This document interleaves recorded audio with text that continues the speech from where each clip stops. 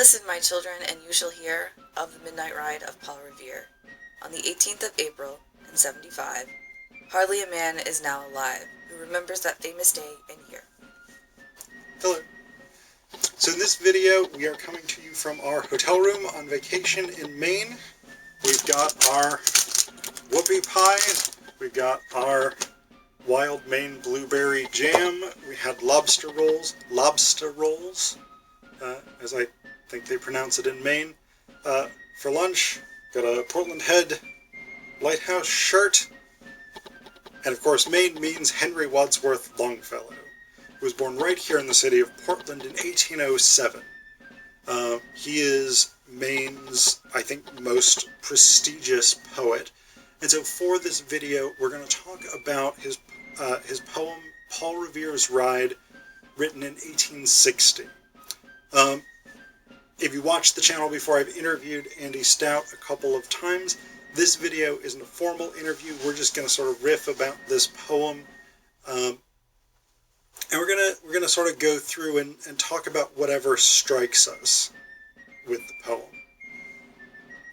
So first, we want to give a sense of just what this poem is about, what the sort of theme or story is.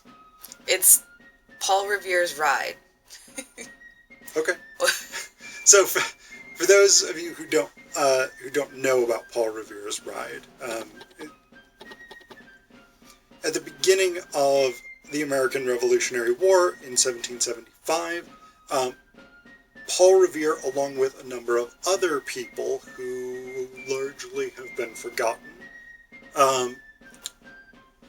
rode, when the British regulars came out of Boston, I think, in 1775, to go sort of try and pacify Massachusetts, Paul Revere and a number of other people rode through the countryside getting the militia ready.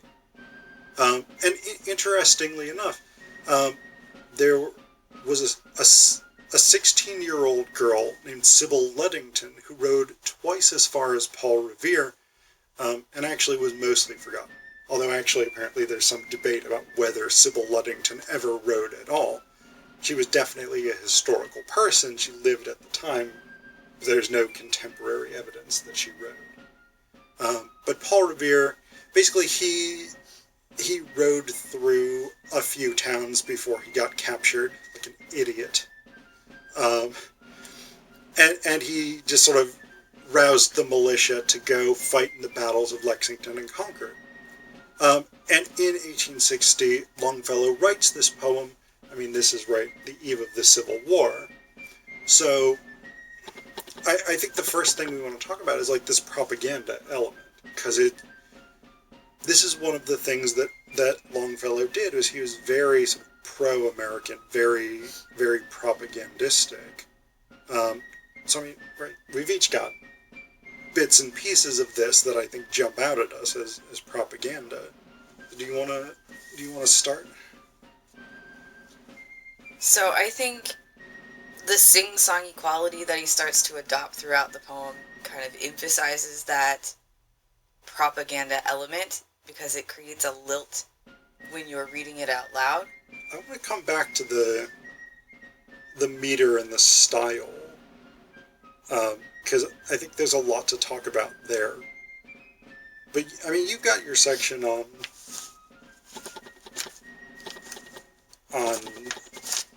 dead child, basically. And I think this is one part of the poem, so toward the end, I think this is one part of the poem where we start to get away from that propaganda element and start to examine the human condition that's associated, and situation that's associated with war. Yeah. The effects beyond that. So in that second to last stanza, toward the end, Revere, it's 2 o'clock in the morning. He's riding into Concord. We have all of this imagery of the farm. We know it's a farm from the bleating flock, the birds, the trees, the meadows.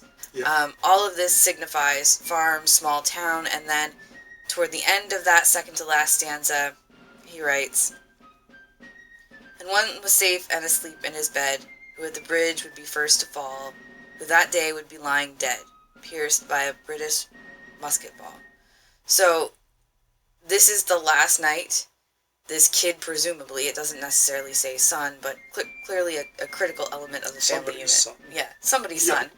And on a farm, that's important, like having everybody pitch in and stuff. Right, so this is a critical element to that farm continuing to work. Everybody's hands are needed, everybody's valuable and important and critical to the success of this family unit and this farm, and quite possibly to the larger extent of the town, depending on how small it is and what they supply. This is the last night he's going to be in his bed. That's it. That is the last sleep he will take in his own room, in his own house. It is the last day that he will spend. Tomorrow might not even be a full 24 hours before he's dead. Yep. So this is it, and the character doesn't know it. And then what is the effect of that beyond on the family? Again, with the farm, and then this is a war we have to think about that he's fighting for a freedom he's not going to participate in. Yep. So then we have to think about what is the value of that. Is that loss worth it to the family, to the farm, to the community, to the person who died? So I definitely think that's right. Two things that really strike me about that passage. One is it says, and one who was safe and asleep in his bed. We never get this person's name. Like, whether Longfellow didn't know, I have no idea if Longfellow knew. I get the sense that he researched and thought extensively before he wrote his poems, so he probably did know who the first person to die in the Battle of Lexington and Concord was. But here this person's anonymous. So even that, this question of is it worth it? We don't even remember this person's name. But at the same time, I think we do still have a propaganda element here, because that last line of what you read, pierced by a British musket ball, it's clear who is at fault in this. This is not this is not peacenik Longfellow out here being like, we shouldn't have war. He's rah rah, fuck the British, they're killing us. And then that becomes a springboard into the final stanza, which is full-on propaganda. Yeah. So, let's take a look at that. I want to come back to this other bit in a little bit as well, but, the beginning of the last stanza, I think, is really important and really interesting. It says, you know the rest. In books you have read how the British regulars fired and fled, how the farmers gave them ball for ball from behind each fence and farmyard wall, chasing the redcoats down the lane, then crossing the fields to emerge again, under the trees at the turn of the road, and only pausing to fire and load. So, this idea of, in books you have read, you know the rest. But you don't, because this idea, right, of the Americans as these great guerrilla fighters and the British as these idiots who stood in lines, it's simply not how, 90% of the American Revolution worked. Lexington and Concord, the militia were just whatever, we're going to hide behind some trees and fences and shit. But that's not how the Revolutionary War went. And that's significant, right? Because this is a poem that, in principle, is telling us about the history of an important national event. But it depends on a set of lies. And actually, it's interesting because Longfellow's whole sort of depiction of Paul Revere's ride is really riddled with inaccuracies. And that's been thoroughly documented by other people who actually know more about Paul Revere's ride than we do. But Longfellow's facts about the event are wrong, and then he's depending on us to have this other image of the American Revolution, but it's also wrong.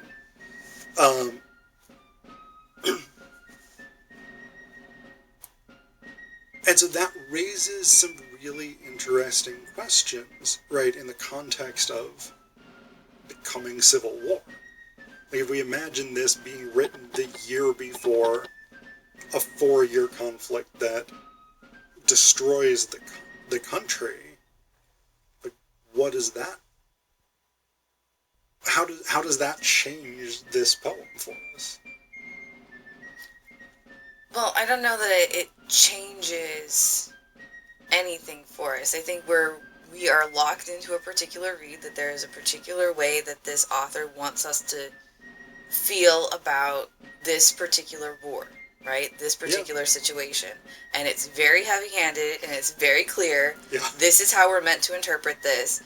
So even when I read that section about the kid being safe in his bed for the last time, we're still met with the following stanza that shows us, or is meant to tell us, that that was worth it.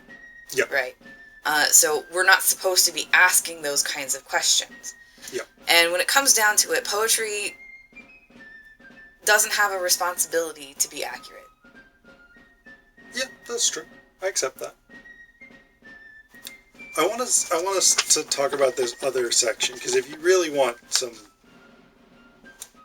propaganda, this is 4th from the end. This is while Revere is riding. It says, "A hurry of hooves in a village street, a shape in the moonlight, a bulk in the dark, and beneath from the pebbles in passing a spark struck out by a steed flying fearless and fleet. That was all. And yet through the gloom and the light the fate of a nation was riding that night. And the spark struck out by that steed in his flight kindled the land into flame with its heat." It's a lot of responsibility for one horse. For one horse and one spark off cobblestone streets. But this is the kind of thing that you were talking about, right? With this, like,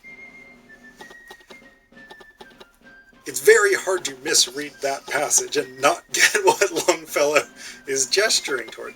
It is a heavy-handed metaphor of, like, the spark that lights the nation's independence, right? Are you sold on the metaphor? I would probably mark that in a workshop. Why? Because now we're running on cliche here. It's it's heavy-handed. Yeah. I mean, it's clear to see what Longfellow is doing, but yeah, it is that. Like, it's to the point where it's a problem that we see how clearly he's doing what he's doing. Yeah, I mean, okay. For the last thing, I want to come back to the point that you had raised at the beginning, this idea of, like, the rhythm, the meter. I mean, because this has an irregular rhyme scheme. And I marked the first 3 stanzas with the rhyme scheme. So the first stanza is 5 lines. It's A, A, B, B, A. By the way, for those of you who don't have any idea what these letters mean, when you mark the rhyme, do you want to explain? Go ahead. Marking? Okay. So when you mark the rhyme scheme in a poem, you assign each rhymed sound a letter, and then whenever that sound recurs, so here, revere, and year all rhyme, so they're all A's. So we have here, revere, 5, alive, and year. So we have A, B, B, A. So that's the basic rhyme scheme, and that's a fine rhyme scheme for that stanza. Then we go into the next stanza, where we have C, D, C, D, E, E, F, F, F. Then we get G, G, H, H, I, J, J. So none of those first 3 stanzas have even that similar a rhyme scheme. Like, In some places we're getting couplets, which is 2 rhymed lines. In some places we're getting triplets, which is 3 rhymed lines. In some places we're getting an alternating quatrain, which is 4 lines with an A-B rhyme scheme. But none of this is the same. No stanza has the same rhyme scheme. So... And their direct rhyme. Do you want to explain what that means? Direct end rhyme, so it's when the sounds match exactly. Or, sure. Here, Revere. Yeah. So, as a poet, you don't use rhyme in your work very Not much. often. But, like, what do you make of this rhyme scheme? Like, why do this? So it's sing-songy. It means it's easy to hang on to. You've got pretty dark subject matter. War is bloody and gruesome, and this seems to sort of negate or counteract that or make it digestible by creating this lullaby with it. Okay. It creates kind of a lilt or a lift when you read it out loud, so it sounds sing-songy, which again makes something a little bit that's pretty dark a little bit more easily digestible. And if we're gonna memorize this poem, it's easier to memorize those lines if you have a sense of the rhythm there. See, I didn't even think about that. But that's actually a really important point, right? Because back in the day, people did memorize poetry in a way. Well, you still do. I don't think people do as much as they used to. Like, I think writers do, and I think people who take poetry classes are often required to. But I don't think the general public is going around like memorizing Paul Revere's Ride and reciting it in taverns or something, whatever it was they did back in the day. I actually think the irregular rhyme scheme, for me, makes it harder. Like, I think it sounds disjointed, and I actually have a much harder time, I think, reading it than I would if it had a regular rhyme scheme. Definitely those parts where the last 3 lines all have the same end rhyme. Yeah. That feels clunky and overcrowded, and in some cases distracting, because we have so much direct rhyme and it's a long poem. Yeah. It's harder to hang on to the content of the poem, but you can still get the sound. Yeah. And it's sort of a weird sort of situation. So when you think about children's songs like "Ring Around the Rosie," "Pockets Full of Posy," that's a song about dying from the plague. Yeah. Kids don't know that, but they sing it absent-mindedly. You can sing this absent-mindedly. Yeah. And actually, that's an interesting connection as well, because especially toward the end of his life, Longfellow began to be regarded as a children's poet. Even though a lot of his subject matter is very heavy, especially early and mid-career stuff. But as fashions changed, poetic fashions changed, as times changed, partially because he did a lot of rhyming poetry, but he also experimented a lot with poetic forms, with sounds. He wrote blank verse in some cases, which is right where you have metered lines without rhyme. So he was a versatile poet. But as people sort of lost the taste for this kind of didactic poetry or propagandistic poetry, he began to be regarded as a more simple poet, which is maybe not a fair assessment of him. But yeah, I think you're absolutely right, that like, when we have ready to ride and spread the alarm through every Middlesex village and farm for the country folk to be up and to arm. Because in this section, in these first 3 stanzas, there's only one other place we have a rhyming triplet.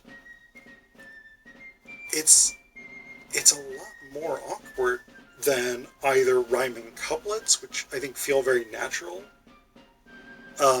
or even like alternating quatrains or something like that. So, like, I find the sound of the poem very, very difficult, because it's irregular, and actually it's not really metered. It's roughly metered, but there's not a regular meter throughout the whole poem. So, I mean, I get it. I mean, I like your reading of it, that, like, this is a useful tool for memorization. I don't. It's not a poem I would want to memorize. It's not a poem I would assign. No. Probably in an American Lit class, I might assign it, but not for creative writing. Certainly not for British Lit, because, you know, the British are the villains.